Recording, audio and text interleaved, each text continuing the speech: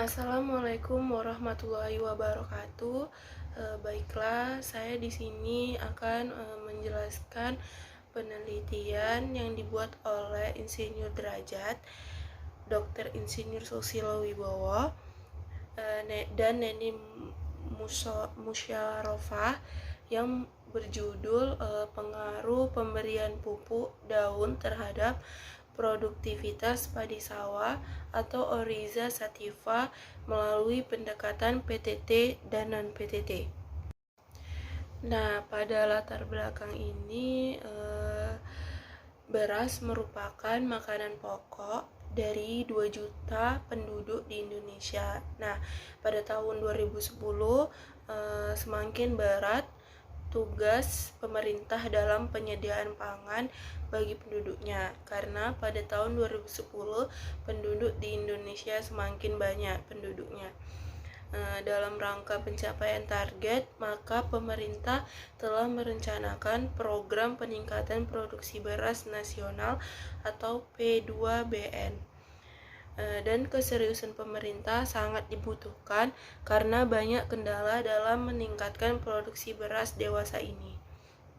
Nah, adapun kendala peningkatan produksi padi di Indonesia.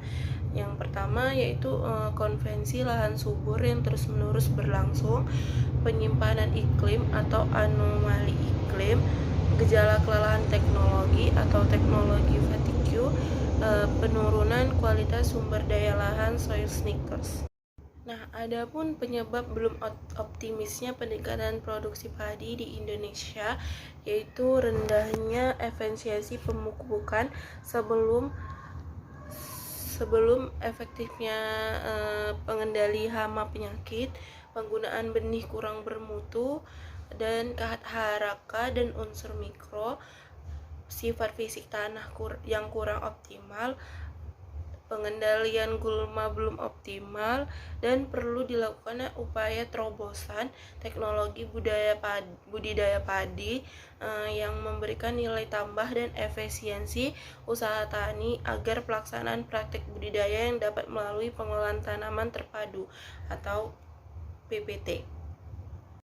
Nah, pada latar belakang pun dijelasin tentang implementasi PTT pada komponen budaya. Nah, di sini implementasi PTT-nya yaitu pilihan komoditas yang adaptif sesuai agroklimat dan musim tanam.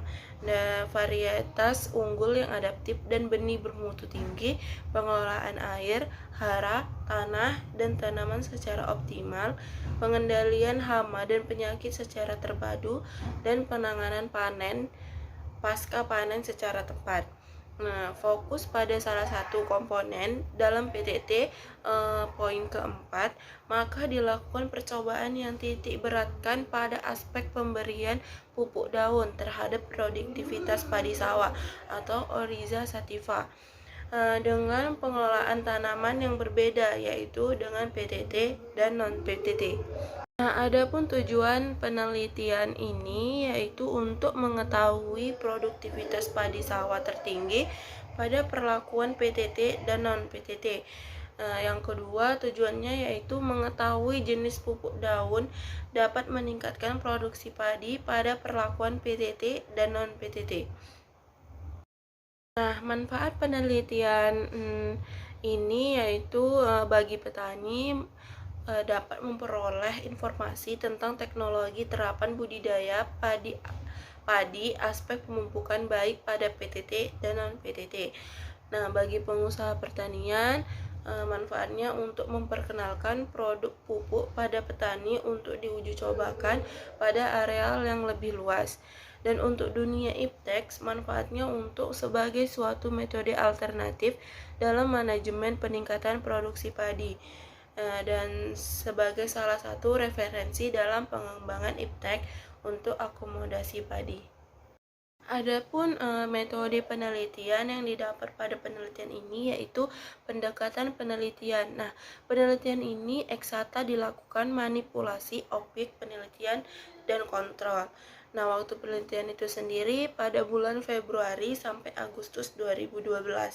Nah, percobaan pada penelitian ini menggunakan split plot design. Nah, desain percobaan ini dirancang peta terbagi dua faktor. Nah, desain ini menggunakan split plot design. Yang pertama, faktor peta utama adalah pola pengelolaan tanaman dengan dua taraf perlakuan, yaitu pengelolaan tanaman terpadu dan tanpa pengelolaan tanaman terpadu. Nah, yang faktor kedua yaitu faktor anak peta adalah pupuk daun dengan 8 taraf perlakuan, yaitu kontrol atau tanpa pupuk, pupuk bivolan, pupuk agrobos, pupuk feeder tea, pupuk super aci, pupuk super trobos, dan herbafarm. Nah, pada penelitian ini dapatlah hasil pengamatan. Yang pertama yaitu pada pengamatan jumlah anakan, pengaruh pupuk daun terlihat berbeda nyata hanya pada saat umur tanaman 2 MST. Sedangkan pada pengamatan tinggi tanaman diketahui pengaruh pupuk daun terlihat perbedaan yang nyata pada umur 2, 3, dan sampai 5 MST saja. Yang kedua yaitu hasil pengamatannya pada saat tanaman berumur 14 MST dapat dilihat bahwa perlakuan non-PTT menunjukkan jumlah anakan yang cenderung tinggi, yaitu dengan rata-rata 17,40 anakan dibandingkan dengan perlakuan PTT yang hanya mempunyai rata 10,08 anakan. Pupuk daun yang terlihat cenderung memberikan jumlah anakan yang tertinggi saat umur 14 MST adalah pada perlakuan P3 atau pupuk daun C, dan yang paling rendah adalah pada perlakuan 8P5 atau pupuk daun E.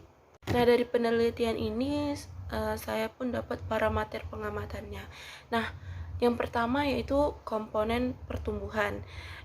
Komponen pertumbuhan ini yang dilihat yaitu tinggi tanaman dan jumlah anakan.